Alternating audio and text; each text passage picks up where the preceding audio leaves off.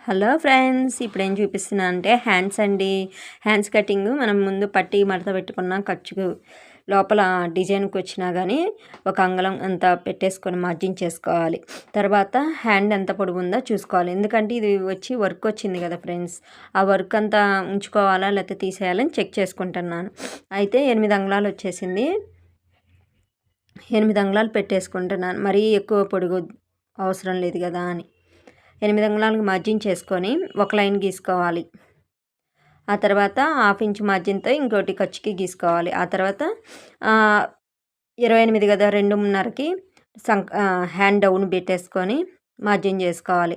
Next వచ్చేసరికి hand loose ఎంత ఉందో చెక్ చేసుకొని గీత గీసుకోవాలి. తర్వాత సంఖ వచ్చేసరికి 7:30 వచ్చేసింది. అంగుళన్నర మార్జిన్ చేసుకొని అక్కడి నుంచి మనం 7:30కి మార్జిన్ చేయాలి.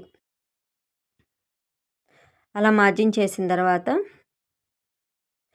వచ్చిందా రాలేదని మళ్ళీ మీకు వీడియోలో చెక్ చేసి చూపిస్తున్నాను ఫ్రెండ్స్. వచ్చేసింది. ఇప్పుడు మనం అక్కడ నుంచి ఒక మార్కింగ్ చేసుకోవాలి డాట్. తర్వాత 2 అంగుళాల ఖర్చుకి మార్జిన్ చేయాలి.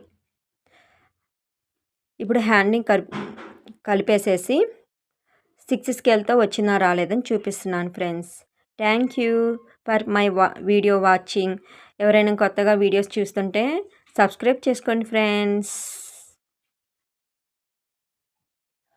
అలా కట్ చేసిన తర్వాత మన ఫ్రంట్ పార్ట్ హ్యాండ్కి క్రాస్ తీయాలి కదా, అందుకని నేను సింపుల్గా తీసేస్తాను. అలా తీసిన తర్వాత ఫ్రంట్ పార్ట్ క్రాస్ తీసిన తర్వాత సన్నగా డాట్స్ పెట్టేసుకున్నాం అనుకోండి, మనం స్టిచ్ చేసేటప్పుడు కూడా ఎమ్మటే గుర్తుపట్టేయచ్చు. Thank you.